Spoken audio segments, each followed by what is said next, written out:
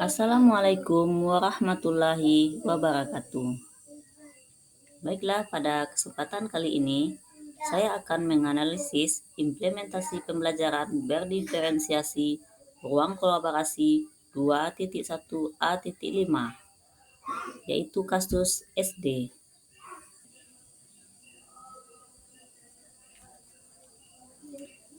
Kami dari kelompok A2, perkenalkan, saya sendiri Idawati SPD, Retna Yupika, Widya Aryani, Sri Husni Hayati Dwi Putri, dan Febri Suparni Putri.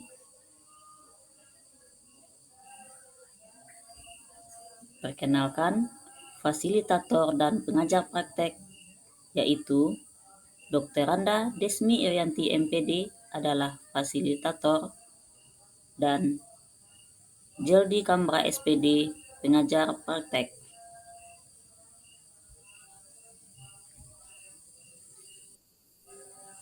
Pembelajaran berdiferensiasi. Menurut Tomlinson 2000, serangkaian keputusan masuk akal common sense yang dibuat oleh guru yang berorientasi kepada kebutuhan murid. Ciri-ciri pembelajaran berdiferensiasi. Yang pertama, tujuan pembelajaran jelas. Kedua, guru mengetahui kebutuhan murid. 3. Lingkungan nyaman. 4. Manajemen kelas efektif dan penilaian berkelanjutan. Di sini ada aspek kebutuhan siswa yang harus kita ketahui. Yang pertama, kesiapan belajar. Yang kedua, minat belajar. Dan yang ketiga, profil belajar.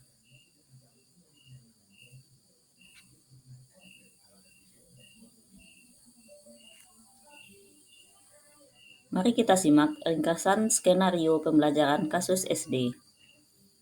Pak Darmawan adalah guru sekolah dasar. Minggu depan, ia akan mengajar murid-muridnya materi tentang cara kerja salah satu sistem organ tubuh manusia, yaitu sistem organ pencernaan. Ia mempersiapkan beberapa sumber belajar yang menurutnya akan membantunya belajar sesuai dengan kebutuhannya. Sumber belajar yang ingin ia siapkan diantaranya poster, bacaan, komik sains, kartu pertanyaan, dan video. Di awal pembelajaran, Pak Darmawan memberikan penjelasan kepada semua murid yang ada di kelasnya tentang tujuan pembelajaran dan konsep kunci yang ia ingin anak-anak kuasai. Lewat proses tanya jawab dan contoh-contoh, ia juga memastikan bahwa murid-murid memahami apa yang dimaksud dengan sistem. Setelah itu, ia meminta muridnya mulai bekerja dalam kelompok sesuai tingkat kemampuan membacanya, menyesuaikan teks yang akan dibaca. Dalam 1 minggu tersebut, setiap kelompok akan mendapat target untuk menyelesaikan kegiatan yang telah disiapkan oleh Pak Darmawan.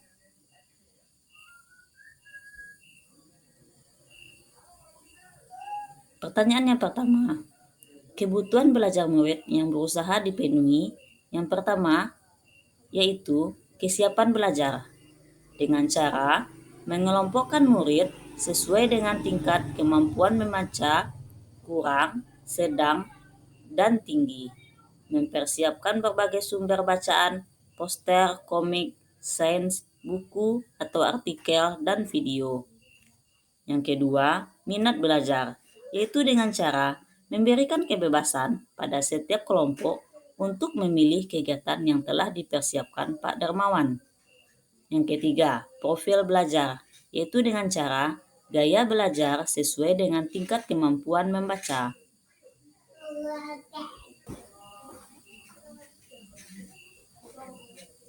Dalam strategi pembelajaran diferensiasi yang digunakan, yaitu yang pertama, konten, yaitu variasi belajar.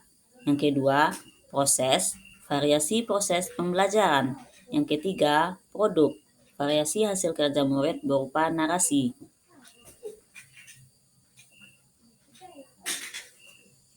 Jadi, dari tampilan skenario yang ditampilkan oleh Pak Dermawan, diambil ketiga strategi.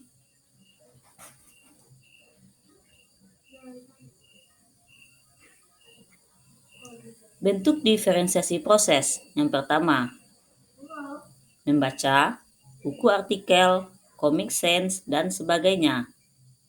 Mewawancarai petugas UKS dan menjawab kartu-kartu pertanyaan. Mengamati post-test, diagram, mendiskusikan dan membuat ringkasan untuk menunjukkan pemahaman tentang isi post-test tersebut. Membuat cerita kreatif dari perspektif seorang makanan yang menarasikan alur pencernaan yang dilaluinya.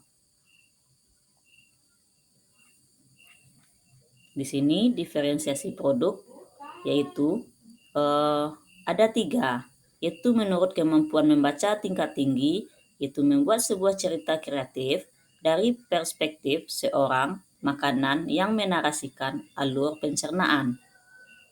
Menurut kemampuan membaca sedang, yaitu membuat sebuah cerita narasi tentang alur pencernaan.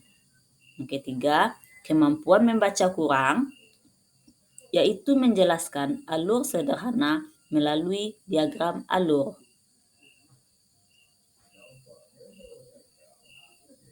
Di sini penilaian yang kami lakukan menurut pembelajaran yang disampaikan oleh Pak Dermawan, yaitu ada 2, penilaian proses dan penilaian berjenjang.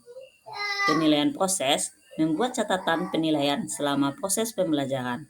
Yang kedua, penilaian berjenjang, tiered assessment, yaitu membuat penilaian berjenjang berdasarkan tingkat kemampuan murid. Di sini ada rubrik penilaiannya, yaitu berdasarkan dari tingkat kemampuan membaca tinggi, yaitu penggunaan perspektif seorang makanan dengan kosakata lebih sulit. Dengan kemampuan membaca sedang, penggunaan kosakata yang lebih bervariasi. Terus, kemampuan membaca kurang, penjelasan singkat dengan menggunakan kosakata sederhana. Di sini dapat kita simpulkan, pembelajaran berdiferensiasi merupakan bentuk usaha terbaik guru dalam menyesuaikan proses pembelajaran di kelas untuk memenuhi kebutuhan murid dan berfokus pada kesiapan belajar, minat belajar, dan profil belajar murid. Pada kasus Pak Dermawan, beliau telah melakukan perencanaan proses dan penilaian berdiferensiasi kepada muridnya, walaupun dengan keterbatasan sarana dan prasarana yang dimilikinya. Itulah hasil dari kelompok kami. Terima kasih. Assalamualaikum warahmatullahi wabarakatuh.